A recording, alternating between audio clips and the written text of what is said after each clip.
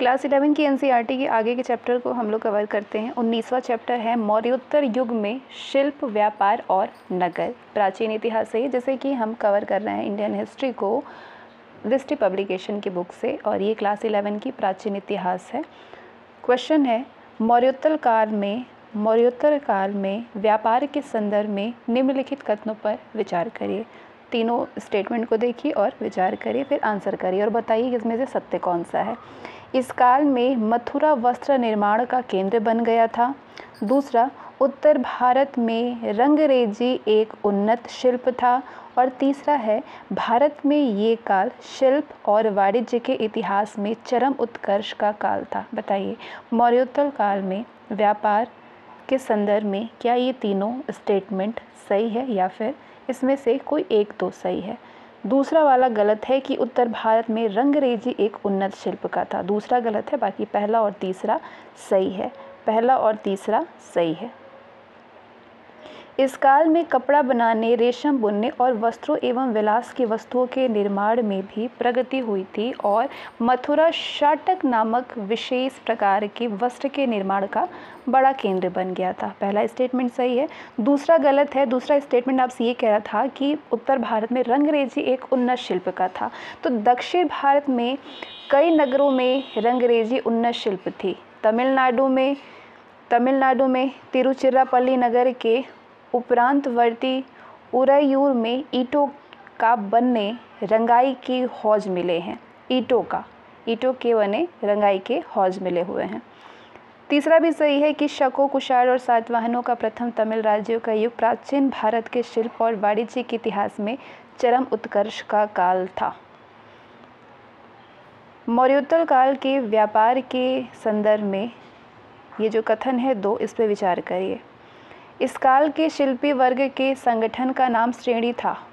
इस काल के शिल्पी वर्ग के संगठन का नाम श्रेणी था। दूसरा कह रहा है कि भारत में कांच ढालने की जानकारी ईस्वी सन के आरंभ में प्राप्त हुई थी। बताइए दोनों में से कौन कौन सा सही है। दोनों ही सही है। शिल्पी वर्ग आपस में संगठित थे और उस संगठन का नाम श्रेणी था। इस काल में 24-25 श्रेणियां प्रचलित थी। मौर्योत्तर काल में भारत में कांच ढालने की जानकारी ईस्वी सन के आरंभ में हुई और भारतीयों ने इस कला को शिखर तक पहुंचाया था। दोनों ही सही है। तीसरा है, मौर्योत्तर काल के व्यापार के संदर्भ में निम्नलिखित कथनों में से बताइए कौन सा गलत है। कौन सा गलत है बतानी है, तो पहले सारे स्टेटमेंट को ध्यान से पढ़िए। भारत और पूर्वीय रोमन साम्राज्य के बीच का व्यापार आरंभ से ही समुद्र मार्ग द्वारा होता था। ठीक है। दूसरा कह रहा है कि भारत और रोम के बीच व्यापार में विलास की वस्तुओं का महत्व अधिक होता था। तीसरा है, बड़ौच और सोपारा बंदरगाह पश्चिमी समुद्र तथा अरिकमेडु और ताम्रलिप्ति पूर्वीय तट पर स्थित थी। और डी ऑप्शन कह रहा है कि बड़ौच एक महत्वपूर्ण बंदरगाह था। बताइए कौन सा इसमें से गलत है। सारे ही सही हैं पहले वाले को छोड़कर। पहला वाला कह रहा है कि भारत और पूर्वीय रोमन साम्राज्य के बीच का व्यापार आरंभ से ही समुद्री मार्ग के द्वारा होता था, तो ये गलत है। इस काल की सबसे बड़ी आर्थिक प्रक्रिया भारत और पूर्वीय रोमन साम्राज्य के बीच समृद्ध व्यापार था, तो शुरुआत से ही ये व्यापार अधिकतर स्थल मार्ग के द्वारा होता था। ईसा पूर्व पहली सदी में शकों, पार्थियनों और कुषाणों की गतिरोध के कारण व्यापार में संकट उत्पन्न हो गया, लेकिन ईसा की पहली सदी से व्यापार मुख्यतः समुद्री मार्ग से होने लगा था। समुद्र से व्यापार करने में ईसा पूर्व में मानसून भवनों की दिशा ज्ञात होने पर नाविक अरब सागर के पूर्वीय तटों से उसके पश्चिमी तटों तक का सफ़र काफ़ी कम समय में ही कर सकते थे। तो पहला वाला गलत है, बाकी सारे ही सही थे। मौर्योत्तर काल के व्यापार मार्गों के संदर्भ में ये जो दो कथन है, इस पर विचार करिए। शक और कुषाण लोग व्यापार के लिए पश्चिमोत्तर सीमा प्रांत से पश्चिमी समुद्र तट तक दो मार्गों से जाते थे और ये दोनों मार्ग तक्षशिला में मिलते थे। दूसरा है, पहला मार्ग उत्तर से दक्षिण की ओर जाता और दूसरा जाता हुआ तक्षशिला को निचली सिंधु घाटी से जोड़ता था और वहाँ से बड़ौच चला जाता था। बताइए दोनों में से कौन सा सही है। दोनों ही सत्य हैं, दोनों। पश्चिमोत्तर सीमा प्रांत से पश्चिमी समुद्र तक दोनों ओर से व्यापार मार्ग तक्षशिला में एक दूसरे को काटते थे और मध्य एशिया से गुजरने वाले रेशम मार्ग से भी जोड़ते थे। पहला मार्ग उत्तर से सीधे दक्षिण की ओर जाता था और तक्षशिला को निचली सिंधु घाटी से जोड़ता था और वहां से बड़ौस तक जाता था। उल्लेखनीय है कि दूसरा मार्ग उत्तरापथ के नाम से जाना जाता था। दूसरा मार्ग वह तक्षशिला से चल करके आधुनिक पंजाब से होते हुए यमुना के पश्चिम तट तक पहुंचता और यमुना का अनुसरण करते हुए दक्षिण की ओर मथुरा पहुंचता, फिर वहां से मालवा और उज्जैन पहुंच करके पश्चिमी समुद्र तट पर बड़ौस तक जाता था। पांचवा प्रश्न आपसे कह रहा है कि मौर्योत्तर काल में विदेश व्यापार के संदर्भ में ये जो कथन है इसमें से बताइए कि कौन सा सही है। तो पहला कथन देख लेते हैं हम लोग। पहला कह रहा है कि रोमन साम्राज्य ने भारत में सबसे पहले उत्तर और मध्य भारत से व्यापार करना शुरू किया था। रोमन साम्राज्य ने, बताइए ये सही है या फिर गलत। तो आप कहेंगे कि नहीं ये गलत है। तो चलिए फिर अगला स्टेटमेंट देखते हैं क्या कह रहा है। ये लोग दक्षिण भारत से मसाला, मोती और रत्न का आयात करते थे। ये बिल्कुल सही है। रेशम मार्ग से रेशम अफगानिस्तान और ईरान से गुजरते हुए रोमन साम्राज्य को जाता था। ये भी सही है। दूसरा और तीसरा सही है जबकि पहला गलत है। रोमन साम्राज्य ने सबसे पहले देश के सुदूर दक्षिणी हिस्से में, ठीक है, सबसे पहले आपसे कह रहा था स्टेटमेंट पहला में कि उत्तर और मध्य भारत से नहीं, सबसे पहले सुदूर दक्षिण हिस्से से व्यापार शुरू किया था। इसलिए सबसे पहले सिक्के तमिल राज्यों में मिले हैं और बाकी दोनों ही सही हैं। रोमन वाले दक्षिण भारत से मसाले, मलमल, मोती, रत्न और माणिक्य का आयात करते थे।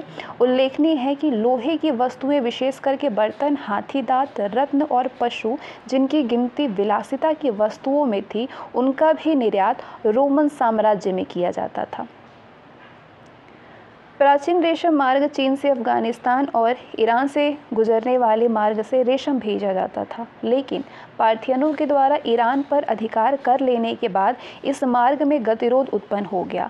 तब ये मार्ग कुछ बदल करके भारतीय उपमहादेश के पश्चिमोत्तर भाग से होते हुए रेशम पश्चिमी भारत के बंदरगाहों पर आने लगा। कभी कभी चीन से रेशम भारत के पूर्वीय समुद्र तट होते हुए भी यहाँ पे आता था। निम्नलिखित कथनों पर विचार करिए। अब समझिए क्या क्या ये कथन है। पहला है कि मौर्योत्तर काल सोना, चांदी, तांबा, कांसा, सीसा और पोटीन की तरह तरह के सिक्के बनाने के लिए मशहूर है। दूसरा कह रहा है कि गोल मिर्च को यवन प्रिय कहा जाता था। और तीसरा कह रहा है कि रोम सम्राट ट्रोजन ने फारस की खाड़ी का पता लगाया था। बताइए कौन कौन से सही हैं। तीनों ही सही हैं, तीनों ही सही है। मौर्योत्तर काल में सिक्के की ढलाई महत्वपूर्ण शिल्प थी। ये जो काल था मौर्योत्तर काल, ये सोना, चांदी, तांबा, कांसा, सीसा और पोटीन के सिक्के बनाने के लिए मशहूर है। रोम के लोगों को भारतीय गोल मिर्च बहुत प्रिय थे, इसलिए रोम पूरब से गोल मिर्च मंगवाने पर अत्यधिक खर्च करता था, जिससे कि संस्कृत में गोल मिर्च का नाम से ही यवन प्रिय पड़ गया था।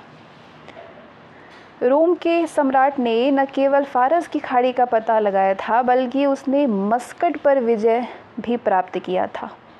उसके व्यापार और विजय के फलस्वरूप रोमन वस्तुएं अफगानिस्तान और पश्चिमोत्तर भारत पहुंची। ठीक है। निम्नलिखित कथनों पर विचार करिए।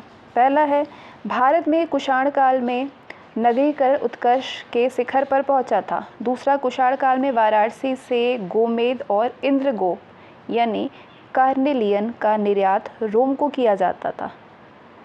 नहीं, दूसरा गलत है। पहला वाला सही है कि भारत में कुषाण काल में नगरीकरण उत्कर्ष के शिखर पर था। दूसरा गलत है।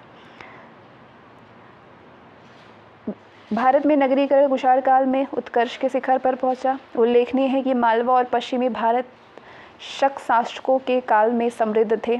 दूसरा वाला गलत है। कुषाण काल में उज्जैनी महत्वपूर्ण नगर था। कुषाण काल में, ठीक है, जबकि आपसे प्रश्न कह रहा था कि कुषाण काल में वाराणसी से गोमेद और इंद्रगोप का जो था वो प्रसिद्ध थे, जहाँ से दो मार्ग, उज्जैनी से जहाँ से दो मार्ग, पहला कौशाम्बी और दूसरा मथुरा जाने वाले मार्ग से मिलता था।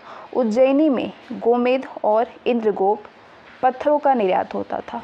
ठीक है, उज्जैनी से, न कि वाराणसी से।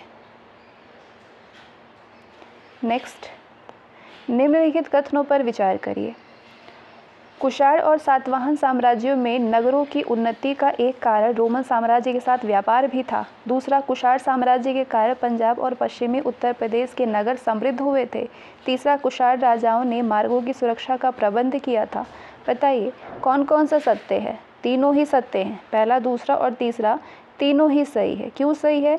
कुषाण और सातवाहन साम्राज्यों में नगरों की उन्नति इसलिए हुई थी कि रोमन साम्राज्य के साथ में व्यापार बहुत अच्छा चल रहा था। दूसरा भी सही है, पंजाब और पश्चिमी उत्तर प्रदेश के नगरों की समृद्धि का कारण कुषाण साम्राज्य की शक्ति का केंद्र पश्चिमोत्तर भारत था और यहाँ से व्यापार रोमन साम्राज्य के साथ होता था।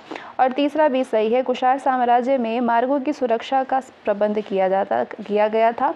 भारत में अधिकतर कुषाण नगर मथुरा से तक्षशिला जाने वाले पश्चिमोत्तर मार्ग या उत्तरापथ पर पड़ते थे। ईसा की 3री सदी में उसके अंत होने से इन नगरों का पतन शुरू हो गया था। इसके बाद 20वां चैप्टर है प्राचीन इतिहास का, क्लास 11 का, गुप्त साम्राज्य का उद्भव और विकास। गुप्त साम्राज्य का उद्भव और विकास। क्वेश्चन है, गुप्त साम्राज्य के उद्भव के संदर्भ में बताइए कि कौन सा असत्य है। तो अब इसके लिए आपको पूरी सत्यता की जानकारी होनी चाहिए। बताइए कि पहला जो ऑप्शन है कि उन्होंने अपना राज्य कुषाण राज्य के अवशेषों पर स्थापित किया था, क्या ये सही है या फिर गलत? तो आप कहेंगे कि ये तो सही है। दूसरा, इस काल में उत्तर प्रदेश अधिक महत्व वाला क्षेत्र था, ये भी सही है। गुप्त साम्राज्य के समय, गुप्त काल के समय उत्तर प्रदेश अधिक महत्व वाला क्षेत्र था। चलिए तीसरा देख लेते हैं क्या कह रहा है। गुप्त काल में जीन, लगाम और जूतों का आविष्कार हुआ था, ये गलत है। इस काल में घुड़सवारों की भूमिका प्रमुख हो गई थी, ये भी सही है। सी वाला गलत है। गुप्त शासकों ने जीन, लगाम, बटन वाले कोट, पतलून और जूतों का इस्तेमाल करना कुषाणों से सीखा था। इन सब में सबसे उनमें गतिशीलता आई थी और उनके घुड़सवारों की कार्यक्षमता में वृद्धि हुई थी। गुप्त काल में बिहार की अपेक्षा उत्तर प्रदेश अधिक महत्वपूर्ण क्षेत्र था क्योंकि आरंभिक गुप्त मुद्राएं और अभिलेख इसी स्थान पर पाए गए थे, उत्तर प्रदेश में। गुप्त साम्राज्य के उद्भव व विकास के संदर्भ में विचार करिए और बताइए कि इनमें से कौन कौन सा सत्य है।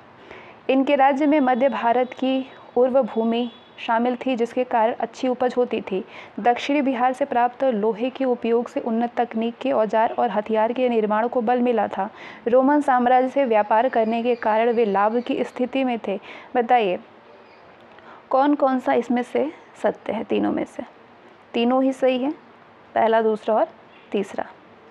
गुप्त राजाओं ने कई भौतिक सुविधाएं प्राप्त की थी। उनके कार्य क्षेत्र का मुख्य प्रांगण मध्य प्रदेश की उर्वर भूमि थी जिसमें कि बिहार और उत्तर प्रदेश आते हैं और यहाँ से अच्छी उपज भी प्राप्त होती थी। वे लोग मध्य भारत और दक्षिण बिहार के लौह अयस्क का उपयोग करके अच्छे औजार का उपकरण बनाते थे। दूसरा भी सही है। इस काल में बाइजेंटाइन साम्राज्य यानी कि पूर्व रोमन साम्राज्य के साथ रेशम का व्यापार करने वाले उत्तर भारत के इलाके उनके पड़ोस में स्थित थे, तो इसलिए उन्होंने इस निकटता का फायदा व्यापार बढ़ाने में किया था। प्राचीन काल में भारत के राजवंशों के संदर्भ में ये जो बताइए कि इनमें से कौन सा कालानुक्रम सही है। भारत के राजवंश सबसे पहले कौन आए, उसके बाद कौन सा राजवंश था, ये आपको बतानी है। सबसे पहले कुषाण, फिर मुरुंड, गुप्त, फिर मौखरी। कुषाण, मुरुंड, गुप्त, मौखरी। भारत में कुषाण सत्ता 2030 ईस्वी के आसपास आकर के समाप्त हो गई थी। उसके बाद मध्य भारत का बड़ा सा भाग मुरुंडों के अधिकार क्षेत्र में आया।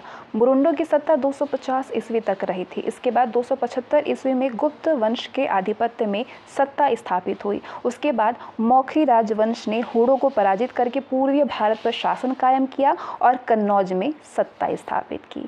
कुषाण, मुरुंड, गुप्त, मौखरी। नेक्स्ट,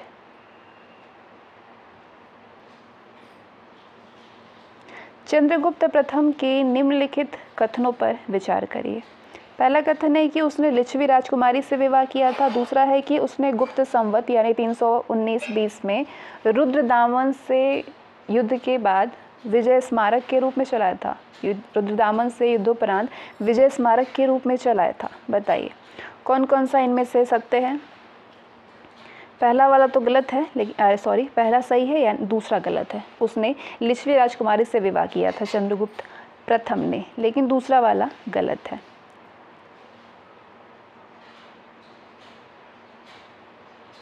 ठीक है। चंद्रगुप्त प्रथम गुप्त वंश का पहला प्रसिद्ध राजा हुआ था। उसने लिच्छवी राजकुमारी से विवाह किया था, इससे उसकी सत्ता को बल मिला था। दूसरा गलत है। चंद्रगुप्त प्रथम महान शासक हुआ और उसने 319-20 में अपने राज्यारोहण के स्मारक के रूप में गुप्त संवत चलाया था। राज्यारोहण के स्मारक के रूप में। समुद्रगुप्त के संदर्भ में ये जो कथन है इस पर विचार करिए। इसके काल में गुप्त साम्राज्य का व्यापक विस्तार हुआ। उसकी नीतियाँ अशोक की नीतियों के समान थी। उसके काल में श्रीलंका के राजा मेघवर्मन ने गया में बौद्ध मंदिर बनवाया था। मेघवर्मन ने समुद्रगुप्त के काल में। बताइए। दूसरा वाला गलत है कि उसकी नीतियाँ अशोक की नीतियों के समान थी, ऐसा नहीं था। बाकी पहला और तीसरा सही है। पहला और तीसरा सही है। चंद्रगुप्त प्रथम के पुत्र और उत्तराधिकारी समुद्रगुप्त ने गुप्त राज्य का व्यापक विस्तार किया था। उल्लेखनीय है कि उसके द्वारा विजित प्रदेश 5 समूहों में बांटा जा सकता है। प्रथम समूह में गंगा यमुना दोआब, द्वितीय समूह में पूर्वी हिमालय के राज्यों और कुछ सीमावर्ती राज्य, और तृतीय समूह में अटाविक राज्य विंध्य क्षेत्र में पड़ते थे। अटाविक राज्य विंध्य क्षेत्र में पड़ते थे। और चतुर्थ समूह में पूर्वीय दक्कन और दक्षिण भारत के बाहर शासक, और 5वें समूह में शक और कुषाणों के नाम हैं, जिनमें कि कुछ अफगानिस्तान का क्षेत्र भी आता है। दूसरा वाला गलत स्टेटमेंट दिया था। समुद्रगुप्त की नीतियाँ अशोक की नीतियों के बिल्कुल विपरीत थी। जहाँ पे अशोक शांति और अनाक्रमण की नीति में विश्वास करता था, तो वहीं पे समुद्रगुप्त हिंसा और विजय में आनंद पाता था। श्रीलंका के राजा मेघवर्मन ने गया में बुद्ध का मंदिर बनवाने की अनुमति प्राप्त करने के लिए समुद्रगुप्त के पास अपना दूत भेजा था। अनुमति मिलने के बाद ये मंदिर बौद्ध विहार के रूप में विकसित हो गया था। अब इनमें से बताइए कि किस राजा को भारत का नेपोलियन कहा जाता है। भारत का नेपोलियन कहा जाता है समुद्रगुप्त को। उसकी बहादुरी और कौशल के कारण भारत का नेपोलियन कहा जाता था। चंद्रगुप्त द्वितीय के संदर्भ में इसमें से बताइए कौन सा कथन गलत है। उसके काल में गुप्त साम्राज्य उत्कर्ष के शिखर पर पहुंचा। उसने उज्जैन को द्वितीय राजधानी बनाया। उसके काल में यात्री हेनसोंग भारत आया था। विक्रमादित्य उसकी उपाधि थी। बताइए इनमें से असत्य कौन सा है। उसके काल में हेनसोंग भारत नहीं आया था, बाकी सारे सही हैं। चंद्रगुप्त विक्रमादित्य के काल में चीनी यात्री फाहियान भारत आया था और यहाँ के लोगों के जीवन के बारे में विस्तृत विवरण लिखा था। उल्लेखनीय है कि उसने वैवाहिक संबंध और विजय दोनों के सहारे साम्राज्य की सीमा बढ़ाई थी। चंद्रगुप्त द्वितीय ने अपनी कन्या प्रभावती का विवाह वाकाटक राजा से कराया, जो कि मध्य भारत में शासन करता था। वाकाटक राजा की मृत्यु के बाद चंद्रगुप्त द्वितीय अप्रत्यक्ष रूप से अपनी कन्या के माध्यम से शासन करता था। इसका साक्ष्य भूमि दान संबंधी उसके अभिलेख हैं, जिसपे कि गुप्तकालीन प्राच्य शैली का प्रभाव है। इनमें से बताइए कि कौन सा विद्वान चंद्रगुप्त द्वितीय के दरबार में थे। चंद्रगुप्त द्वितीय के दरबार में कालिदास और अमर सिंह थे। कालिदास और अमर सिंह दोनों ही चंद्रगुप्त द्वितीय के उज्जैन दरबार में रहते थे। गुप्त शासकों के संदर्भ में विचार करिए। इलाहाबाद का प्रशंसात्मक अभिलेख स्कंदगुप्त की विजयों का वर्णन करता है।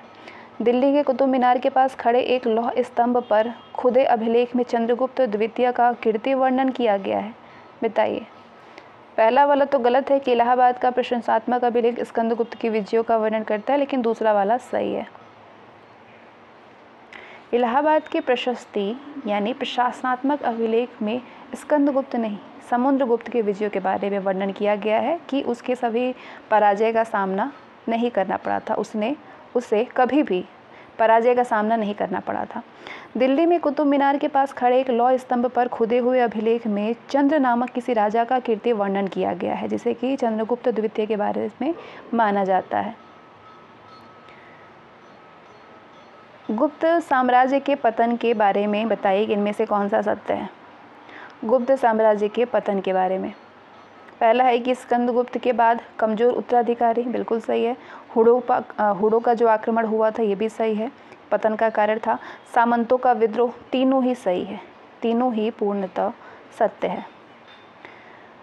चंद्रगुप्त द्वितीय के उत्तराधिकारियों में स्कंदगुप्त ने हुड़ों से कड़ा मुकाबला किया था, लेकिन उसके बाद के उत्तराधिकारी हुड़ों के सामने ठहर नहीं सके थे। हुड़ अच्छे योद्धा होने के साथ साथ बेजोड़ घुड़सवार थे और वे धातु के बने रकाबों का इस्तेमाल करते थे। वे उत्तम धनुर्धर होने के कारण न केवल ईरान में बल्कि भारत में भी सफल हुए थे। गुप्त शासकों के सामंतों ने विद्रोह करके साम्राज्य को कमजोर बना दिया था। उत्तरी बंगाल में नियुक्त सामंतों ने विद्रोह कर स्वतंत्र राज्य बनाना शुरू कर दिया था। गुप्त साम्राज्य के पतन के समय में उदित राज्यों के संदर्भ में विचार करिए। गुप्त साम्राज्य के पतन के समय उदित जो राज्य थे उनके बारे में। मालवा नरेश यशोधर्मन ने हुड़ों की सत्ता को उखाड़ फेंका और गुप्त शासकों को भी चुनौती दे दी थी। मौखरी वंश के शासकों ने उत्तर भारत पर विजय के उपलक्ष्य में 532 ईस्वी में विजय स्तंभ स्थापित किए। बताइए कौन सा सत्य है? पहला तो सही है, दूसरा गलत है। मालवा के औलिकर सामंत वंश के यशोधर्मन ने हुड़ों को हरा करके गुप्त शासकों को कड़ी चुनौती दी थी और सारे उत्तर भारत में अपना प्रभुत्व स्थापित करने के उपलक्ष्य में 532 ईस्वी में विजय स्तंभ स्थापित किया था। 21वां चैप्टर है गुप्त काल का जीवन। गुप्त काल का जीवन क्लास 11 की NCERT का प्राचीन इतिहास का 21वां चैप्टर है। गुप्त काल की प्रशासन पद्धति के संदर्भ में विचार करिए। गुप्त राजाओं ने परमेश्वर और परम भट्टारक जैसी उपाधि धारण की थी। राज पर ज्येष्ठाधिकार की प्रथा पर कायम था। इस काल में सिक्कों पर लक्ष्मी का चित्र अंकित था। बताइए। दूसरा वाला गलत है कि राज पर ज्येष्ठाधिकार की प्रथा पर कायम था, बाकी पहला और तीसरा सही है। गुप्त राजाओं ने परमेश्वर, महाधीराज, परम भट्टाकर आदि आडंबर पूर्ण उपाधियां धारण की थी। इस काल में राज पर जो था वो ज्येष्ठाधिकार नहीं, वंशानुगत था, लेकिन राज सत्ता जो थी वो ज्येष्ठाधिकार की अटल प्रथा के अभाव में सीमित थी। राज सिंहासन हमेशा ज्येष्ठ पुत्र को ही नहीं मिलता था। नेक्स्ट है, इस काल के सिक्कों पर देवी लक्ष्मी का चित्र अंकित होता था। उनको विष्णु की पत्नी माना जाता था और विष्णु मुख्य देवता हो गए थे। तीसरा भी ऑप्शन जो दिया था वो भी सही है। तीसरा ऑप्शन आपसे क्या कह रहा था कि इस काल में सिक्कों पर लक्ष्मी का चित्र अंकित था, ये भी सही था। गुप्त काल की कर प्रणाली के संदर्भ में विचार करिए और बताइए इनमें से सत्य कौन सा है। इस काल में भूमि संबंधी करों की संख्या में वृद्धि हुई। राज्य कर के रूप में चौथे से छठा भाग लेता था। राज्य कर के रूप में चौथे से छठा भाग लेता था। दोनों सही है, पहला और दूसरा दोनों। इस काल में भूमि संबंधी करों की संख्या बढ़ गई, लेकिन वाणिज्य करों की संख्या में कमी आई थी। इस काल में राज्य उपज का चौथे भाग से लेकर के छठे भाग तक कर के रूप में लेता था। उल्लेखनीय है कि जब भी राजकीय सेना गांवों से गुजरती थी तो उसे खिलाने पिलाने का कार्य स्थानीय प्रजा का कर्तव्य होता था। ग्रामीण क्षेत्रों में काम करने वाले राजकीय अधिकारी अपने निर्वाह के लिए किसानों से पशु, अन्न आदि वस्तुएं लेते थे। इनमें से बताइए कि किसको विशिष्ट कहा जाता था। विशिष्ट कहा जाता था बेगार को। बेगार को विशिष्ट कहा जाता था। मध्य और पश्चिम भारत में ग्रामवासियों से सरकारी सेना और अधिकारियों की सेवा के लिए बेगार भी करवाया जाता था, यानी निःशुल्क श्रम करवाया जाता था, जो कि विशिष्ट कहलाता था। अब बताइए कि गुप्त काल में राज्य के वर्गीकरण के संदर्भ में निम्नलिखित में से कौन सा बढ़ते हुए अनुक्रम में है। बढ़ते हुए सबसे ज़्यादा में, छोटे से बढ़ते हुए। गुप्त काल में राज्य के वर्गीकरण के संदर्भ में ग्राम, वीथियाँ, विषय, भुक्ति, राज्य। ग्राम, वीथियाँ, विषय, भुक्ति, राज्य। गुप्त राजाओं ने प्रांतीय और स्थानीय शासन की पद्धति चलाई थी। राज्य कई भुक्तियों यानी प्रांतों में भुक्तियाँ मतलब कि प्रांत। राज्य कई प्रांतों में विभाजित था और हर भुक्ति एक एक उपरिग के प्रभार में रहती थी। भुक्तियाँ कई विषयों में यानी कई जिलों में विभाजित थी। हर विजय का प्रभारी विषयपति होता था। पूर्वी भारत में प्रत्येक विषय को विथियों में बांट दिया गया और विथियाँ ग्रामों में विजित थी। ठीक है, विथियाँ ग्रामों में विजित थी। ग्राम, विथियाँ, विषय, भुक्ति, राज्य। अगला प्रश्न है कि ग्राम साम्राज्य के संदर्भ में निम्नलिखित कथनों में से कौन सा सत्य है। इस काल में सबसे बड़े अधिकारी कुमारामात्य थे। इस काल में सबसे बड़े अधिकारी कुमारामात्य थे। सामंतों को गरुड़ छाप वाले राजकीय शासन पत्र जारी किए जाते थे। पुरोहितों को दी गई कर मुक्त भूमि में राजकीय अधिकारी शासन चलाते थे। राजकीय अधिकारी, तो पहला और दूसरा तो सही है, तीसरा वाला गलत है। तीसरा गलत है क्योंकि इस काल में पुरोहितों और अन्य धर्मोचारियों को कर मुक्त भूमि दान स्वरूप दी जाती थी और उन्हें वैसे सभी कर उगाने का अधिकार भी दे दिया जाता था जो कि अन्यथा राजकोष में जाते थे। जो ग्राम दे दिए जाते थे उनमें राजा के अधिकारियों और अमलों को प्रवेश करने का हक नहीं रहता था। गुप्त काल में जारी की गई स्वर्ण मुद्राओं को निम्नलिखित में से किस नाम से पुकारा जाता था। स्वर्ण मुद्राओं को किस नाम से पुकारा जाता था। दिनार कहा जाता था। क्या कहा जाता था? दिनार। गुप्त काल की अर्थव्यवस्था के संदर्भ में इनमें से बताइए कि कौन सा कथन सही है। विचार करिए। इस काल में चांदी के सिक्के भी जारी किए गए। इस काल में सुदूर व्यापार में ह्रास हो गया था। किसानों की आर्थिक स्थिति में सुधार हुआ था। तीसरा गलत है, पहला और दूसरा सही है। गुप्त शासकों ने गुजरात विजय के बाद बड़ी संख्या में चांदी के सिक्के जारी किए थे जो कि केवल स्थानीय लेन देन में चलते थे क्योंकि पश्चिम क्षत्रपों के यहाँ चांदी के सिक्कों का महत्वपूर्ण स्थान था। तो पहला वाला सही है। दूसरा भी आपका सही है कि पूर्व काल की तुलना में इस काल में सुदूर व्यापार में ह्रास हो गया था। 550 तक भारत पूर्वीय रोमन के साथ कुछ व्यापार कर रहा था, लेकिन 550 ईस्वी के आसपास पूर्वीय रोमन ने चीनियों से रेशम पैदा करने की कला सीख ली थी। इससे भारत के निर्यात एवं व्यापार पर बुरा असर पड़ा था। तीसरा वाला स्टेटमेंट गलत था। तीसरा वाला स्टेटमेंट आपसे क्या कह रहा था कि किसानों की आर्थिक स्थिति में सुधार हुआ था। गुप्त काल में ब्राह्मण पुरोहितों का भूस्वामी के रूप में उदय होने से किसानों के हितों पर विपरीत प्रभाव पड़ा था और उनकी आर्थिक स्थिति में गिरावट आई थी, ना कि सुधार हुआ था। मध्य और पश्चिमी भारत में किसानों से बेगार लिया जाता था, निःशुल्क श्रम कराया जाता था। गुप्तकालीन समाज के संदर्भ में बताइए कि कौन सा इसमें से असत्य है। ऑप्शन ए, इस काल में शूद्रों की सामाजिक परिस्थिति में सुधार आया। ऑप्शन बी, नारद स्मृति में ब्राह्मणों को मिले विशेषाधिकारों का वर्णन किया गया। ऑप्शन सी, उच्च वर्णों की स्त्रियों की दशा अच्छी थी। ऑप्शन डी, इस काल में सती प्रथा प्रचलित थी। कौन सा इसमें से गलत है? सी वाला गलत है, बाकी सारे ही सही है। गुप्त काल में शूद्रों की सामाजिक स्थिति में सुधार आया था। उन्हें रामायण, महाभारत और पुराण सुनने का अधिकार प्राप्त हुआ। उनके लिए कृष्ण का पूजन विहित हो गया। उल्लेखनीय है कि इस काल में उच्च वर्ग की स्त्रियों को स्वतंत्र जीवन निर्वाह का साधन प्राप्त नहीं था, लेकिन निचले दो वर्णों की स्त्रियों की स्वतंत्र जीवन निर्वाह का अधिकार मिल गया था। 5वीं सदी में रचित नारद स्मृति में ब्राह्मणों को मिले विशेषाधिकारों का वर्णन किया गया। इस काल में पितृसत्तात्मक व्यवस्था में पत्नी को निजी संपत्ति समझा जाने लगा और मृत्यु में भी साथ देने की उम्मीद की जाने लगी। इस काल में सती प्रथा का प्रचलन था। इसका उदाहरण 510 ईस्वी में एक अभिलेख में मिलता है। गुप्त काल में बौद्ध धर्म के संदर्भ में निम्नलिखित में से कौन सा कथन सत्य है? पहला है कि इस काल में बौद्ध धर्म को राजश्रय मिलना समाप्त हो गया। ऑप्शन बी, नालंदा बौद्ध शिक्षा का केंद्र बन गया। ऑप्शन सी, इस काल में वैष्णव संप्रदाय अधिक लोकप्रिय हुआ। तो बताइए इनमें से कौन सा सत्य है? तीनों ही सही है, पहला, दूसरा और तीसरा तीनों सत्य हैं।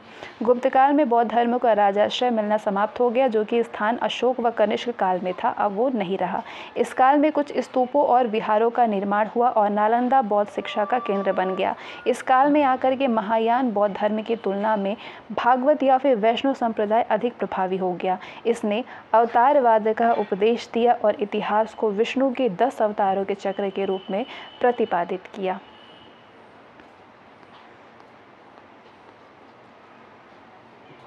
गुप्त काल में धार्मिक अवस्थाओं के संदर्भ में विचार करिए। धार्मिक अवस्थाओं के संबंध में पहला है कि इस काल में विष्णु मुख्य देवता हो गए।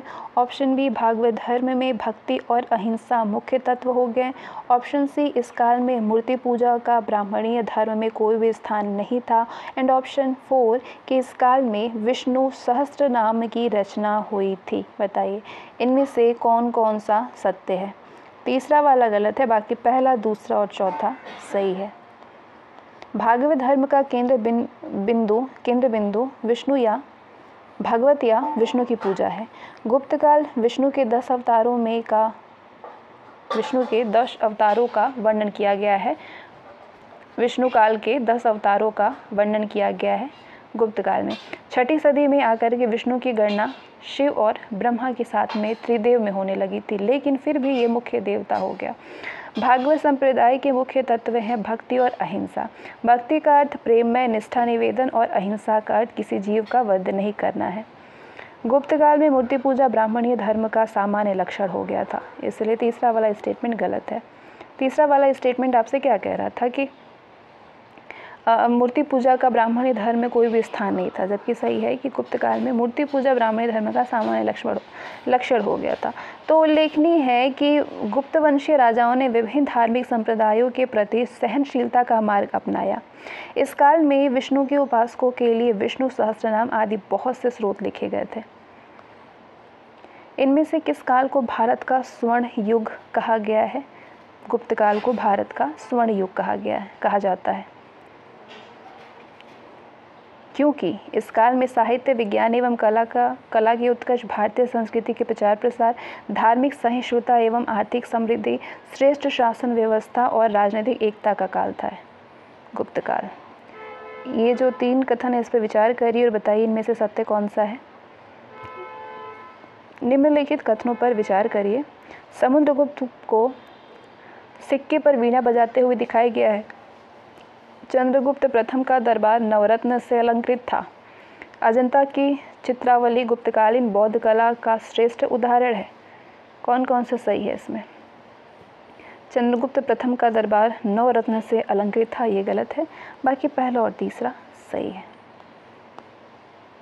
समुद्रगुप्त को पहला सही है कि उनको सिक्के पर वीणा बजाते हुए दिखाया गया है, मतलब कि समुद्रगुप्त और चंद्रगुप्त द्वितीय दोनों कला साहित्य के संपोषक हुए हैं, इससे मालूम चलता है।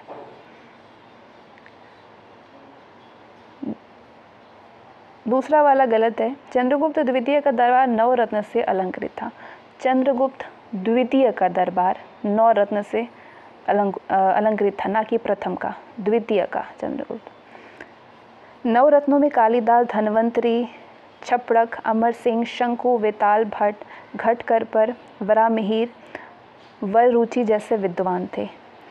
गुप्तकाल में सारनाथ और मथुरा में बुद्ध की सुंदर प्रतिमाएं बनी, लेकिन गुप्तकालीन बौद्ध कला का सर्वश्रेष्ठ नमूना है अजंता की चित्रावली। अब ये मैच द कॉलम है, मैच करिए इसमें लेखक को उनकी रचना से, और इसमें से बताइए कि कौन सा सुमेलित है।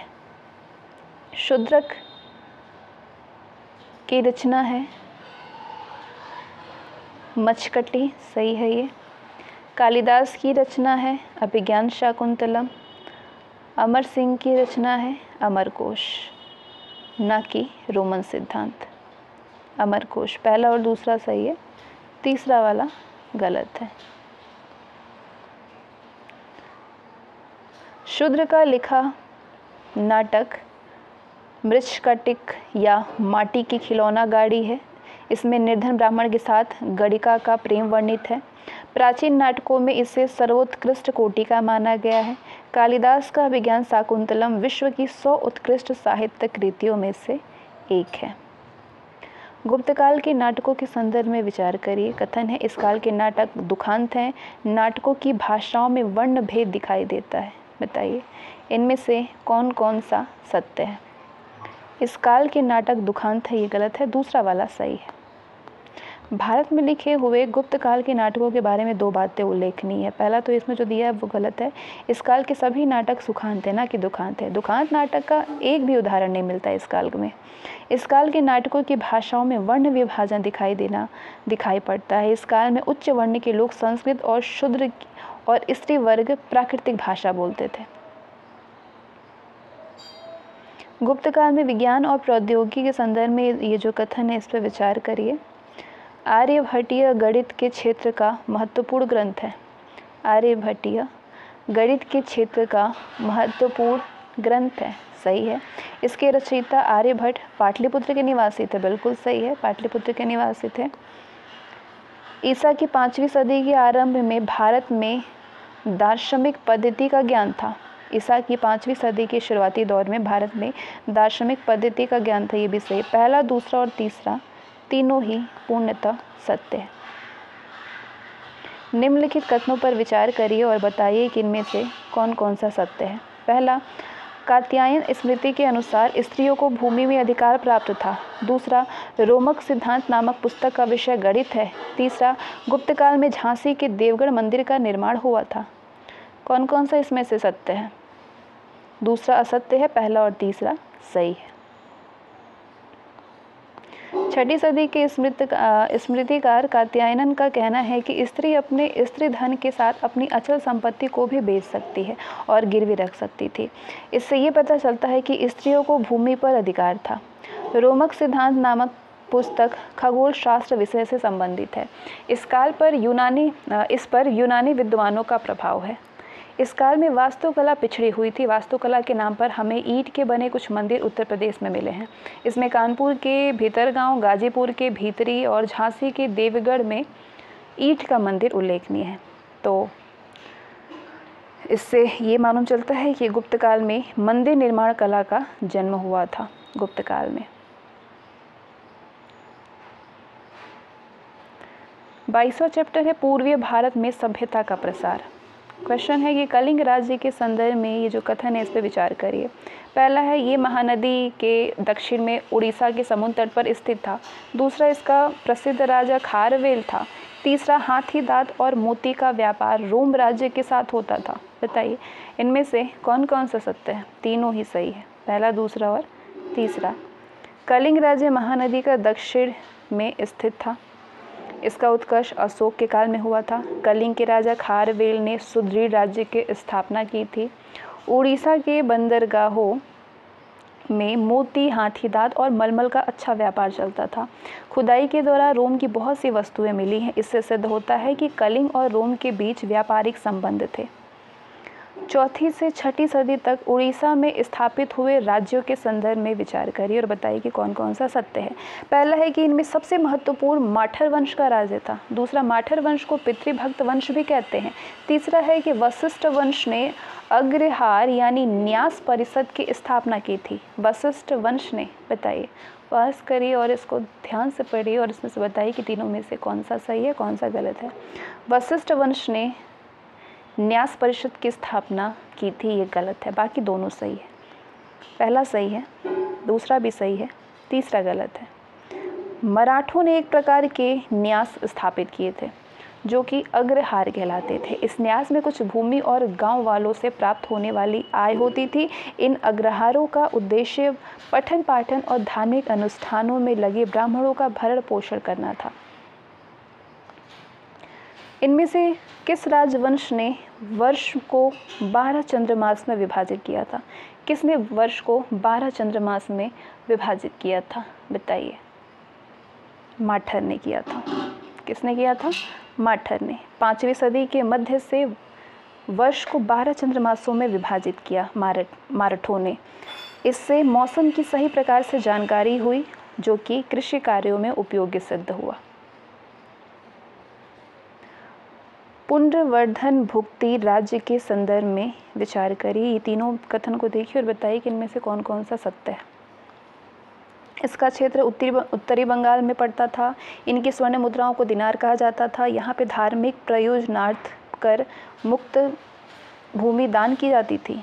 यहाँ पे धार्मिक प्रयोजनार्थ कर मुक्त भूमि दान की जाती थी। बताइए।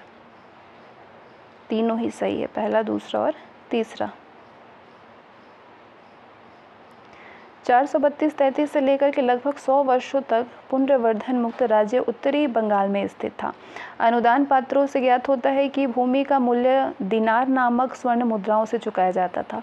यहाँ पे धार्मिक प्रयोजनों के लिए दान की गई भूमि पर कर नहीं लगाया जाता था। वही तो मैं कंफ्यूज थी, क्या बोल रही है। यहाँ पे धार्मिक प्रयोजनार्थ के लिए मतलब ये कर मुक्त था, हाँ, कर नहीं लगाया जाता था। तीनों सही है। अगला प्रश्न है कि 5वीं सदी में बंगाल में स्थापित राज्य के संदर्भ में विचार करिए और बताइए कि इनमें से कौन कौन सा सत्य है। समतट बंगाल में ब्रह्मपुत्र नदी द्वारा बनाया त्रिभुजाकार क्षेत्र था। इसे 4वीं सदी में समुद्रगुप्त ने अपने राज्यों में मिला लिया था। यहाँ पर ब्राह्मण धर्म का प्रभाव था। बताइए कौन कौन सा इनमें से सही है। यहाँ पे ब्राह्मण धर्म का प्रभाव था, ये गलत है, पहला और दूसरा सही है। इस क्षेत्र में ब्राह्मण धर्म का प्रभाव नहीं था। यहाँ पे संस्कृत भाषा का प्रयोग नहीं मिलता है और ना ही वर्ण व्यवस्था का प्रचलन है। इनमें से किसकी देखभाल अग्रहारिक नामक अधिकारी करता था। धार्मिक न्यास, धार्मिक न्यास की देखभाल अग्रहारिक नामक अधिकारी करता था।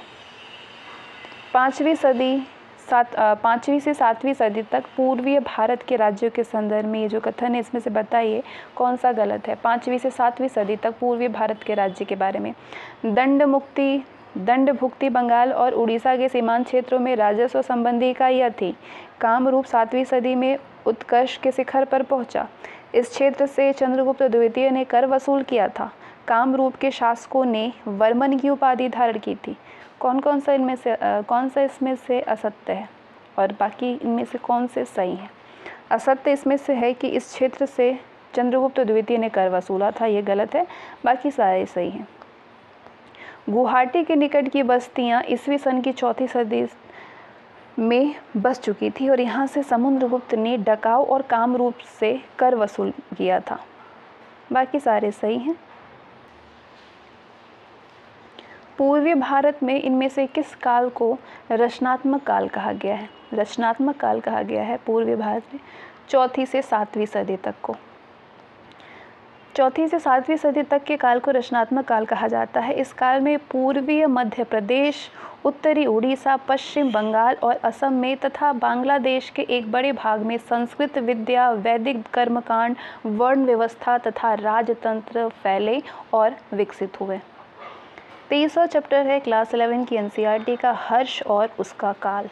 हर्ष और उसके काल से संबंधित प्रश्न मिलेंगे और आपको उसके आंसर करने हैं। हर्ष के राज्य के संदर्भ में ये जो कथन है इस पर विचार करिए और बताइए इनमें से सही कौन है। ये थानेश्वर का शासक था, उसने पाटलिपुत्र को अपनी राजधानी बनाया था। कौन कौन से सत्य है बताइए। दूसरा वाला असत्य है, पहला सही है, ये थानेश्वर का शासक था। हर्ष हरियाणा स्थित थानेश्वर का शासक था, उसने अन्य सामंतों पर भी प्रभुत्व स्थापित की थी। हर्ष ने कन्नौज को राजधानी बनाया, यहाँ उसने चारों ओर अपना प्रभुत्व फैलाया था। हर्ष के संदर्भ में इसमें से कौन सा कथन सत्य है। चीनी यात्री हिनसोंग के उसके राज्य में 15 वर्षों तक रहा था। हर्ष के समय में बाणभट्ट उसका दरबारी कवि था, उसको अंतिम हिंदू सम्राट कहा जाता था। कौन कौन सा सत्य है। सभी सही हैं।